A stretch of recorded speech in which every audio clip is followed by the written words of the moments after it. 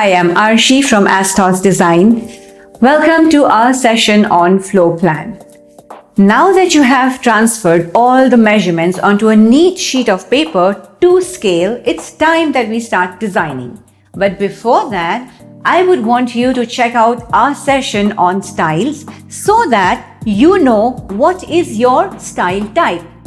If you have a contemporary style, obviously your furniture pickup would be a contemporary piece. But if it is French classical, French modern or country, it would be different. And if it is bohemian, it is completely different. Now that you know your style, it's time to make a shopping list, assuming that you are designing your bedroom.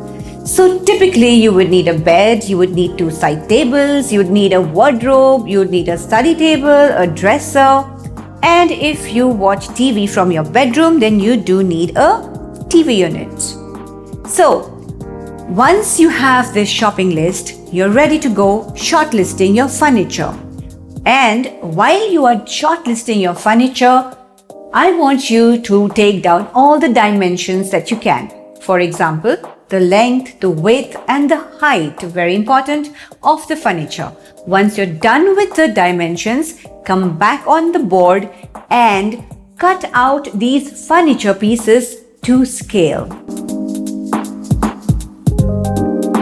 Take those cutout pieces, put them on your plan and see what suits you best. What kind of floor do you like? Do you like it in a way that you should have that experience that you want to have while you want to be living in that room? So plan it out accordingly. Of course, while planning it out, you must ensure that the wardrobe is next to the bathroom, the dresser next to the wardrobe. Obviously, the side tables will come on the sides of the bed. Then, if you like to watch TV, it has to be right opposite you, the TV unit and your study table as well. You can fix it up wherever you like.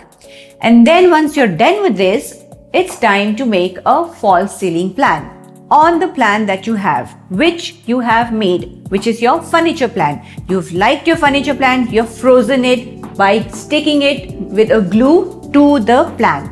Your floor plan is ready. Now let us start with the ceiling plan. Put a tracing paper on it and then draw the lines to have a ceiling plan. Why do you need to have a ceiling plan? Just so that you can hide all your spotlight wires. Maybe you can also have indirect lighting, because with a false ceiling, you can have cove light, which is indirect lighting. You can have curtain light, which is like a profile light. You can have light coming in from there as well. So it gives you a very beautiful look. Now that the false ceiling plan is done, you can have light ceiling plan drawn on the false ceiling plan. Here you can show where all would you like to have your spotlights. And if you're living in a tropical country, then you can even add a fan. After you finish the ceiling light plan, you can then move on to wall electrical plan. Here you will mention and show where do you want your switches, your sockets, so that when you're executing the plan, the electrician knows exactly where what comes. After this is done, you can then have a looping plan. That's another tracing. People who use CAD can, go into layers, but people who are drafting this out, for ease of not having to repeat the plan over and over again, you have a tracing on it. Now you're done with your furniture plan, you're done with your ceiling plan, you're done with your ceiling light plan, you've done your wall electrical plan. Now we can close this with a looping plan. What is a looping plan?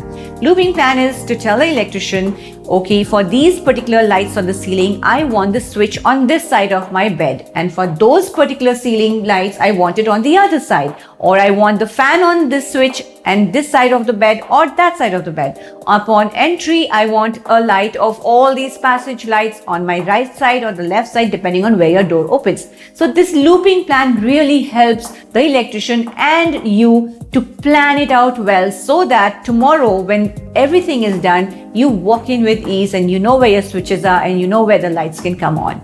Now that you've finished all your layouts, it's time to move on to the wall treatments, and for that, click on the subscribe button.